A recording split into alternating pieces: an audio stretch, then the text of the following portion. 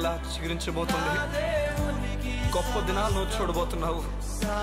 నీ యేసుకు సమస్తము సాధ్యమే. గుడ్ మార్నింగ్ దేవుని ప్రియ కుమారుడు, గుడ్ మార్నింగ్ దేవుని ప్రియ కుమార్తె. Special good morning to you. ఈ ఉదయమున దేవుడు నీతో మాట్లాడుతూ ఒక విషయం తెలియజేస్తున్నాడు. ఏ విషయంలో నువ్వు డిస్టర్బ్గా ఉన్నావా? ఏ విషయంలో నువ్వు కదిలించబడుతున్నావు? ఈ మధ్యకాలంలో ఏ విషయమైనా నిన్ను కుదిపేస్తుందా? అవును, నిజమే. బైబిల్ గ్రంథంలో ఒక స్త్రీని మీకు మేము పరిచయం చేయడానికి ఇష్టపడుతున్నాను.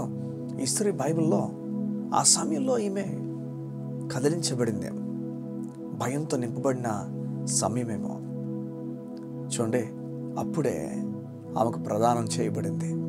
ప్రదానం చేయబడిన ఎన్ని రోజులకో తెలియదు, కానీ దేవుడు తన దేవదూతను పంపించి ఈ విధంగా చెప్పిస్తాడు: మరియా, నువ్వు దయా ప్రాప్తురాలివి, నువ్వు దయ పొందిందానువు, దేవుని దయ పొందిందానువు నువ్వు అని చెప్పి, నువ్వు భయపడద్దు, నీవు పరిశుద్ధ ఆత్మలు గర్భవతి నువ్వు కుమారుని కంటావు.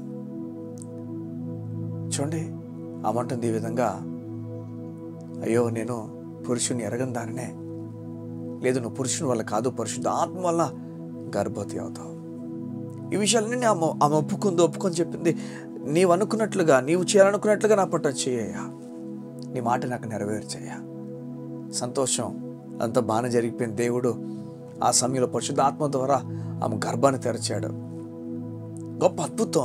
ఈ చరిత్రలో ఒక అద్భుతం ఏదంటే ఒక అద్భుతం.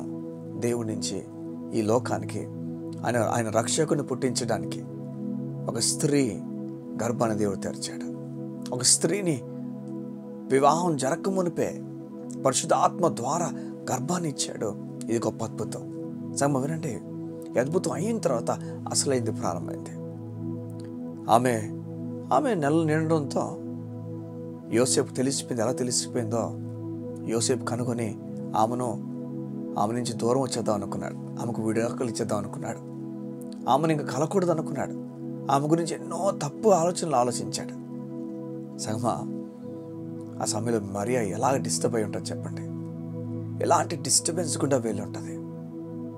హృదయం అంతా బాధగా వెళ్ళుంటుంది.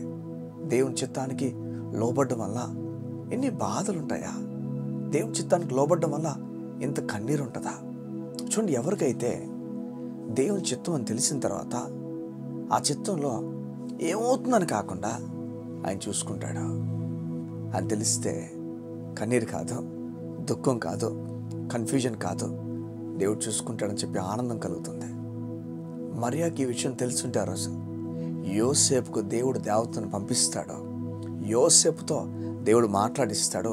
యోసేపుని మార్చేవాడు దేవుడే. నేను కంగారు పడను. అట్టి ధైర్యము మరియాగానే కలిగితే మరియా నెమ్మదిగా ఉంటుంది. ఈ ఉదయం నా ధైర్యం నీకు కలుగుగా ప్రార్థన చేస్తున్నాను. దేవుని చిత్తంలో ఉన్నావేమో, అది నీకు అలసటని కలుగు చేస్తుందేమో.